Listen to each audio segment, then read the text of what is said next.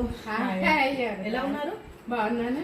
అవును, మీ ఇంట్లో కూడా 10th అయింది, ఇంటర్ ఎగ్జామ్స్ రాశారా? పిల్లలందరూ రాశారు కదా, ఇప్పుడు అదే కదా రిజల్ట్ వస్తుంది. అవునవును.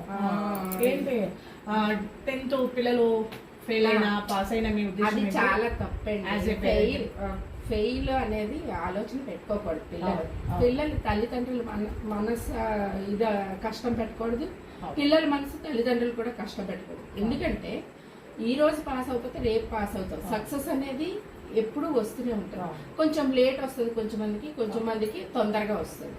అందరికి ఫస్ట్ రాదు, అందరికి లాస్ట్ ర్యాంక్స్ రావు. కాబట్టి అది ఆలోచించుకోవాలి. పేరెంట్ యాజ్ అ పేరెంట్ గా నేనైతే పిల్లలకి ఎటువంటి ఇది వచ్చినా కూడా మనం బాధపడకూడదు. వాళ్ళకి ఏంటంటే నెక్స్ట్ టైం బెటర్ లక్ అని చెప్పాలి, నా ఉద్దేశం. మీరు మొన్న ఏదో చెప్పారు కదా మెసేజ్. అయితే ఒకటే అంటానండి, ఒక ఫెయిల్యూర్ వెనక 100 విజయాలు ఉంటాయి. ఒక మనిషి లైఫ్ లో ఒకసారి ఫెయిల్ అయ్యారనుకో, వాడు ఎలా గెలవాలనే తపనతో 100 విజయాలను సాధిస్తాడు అతడు. అయితే నాకు తెలిసిన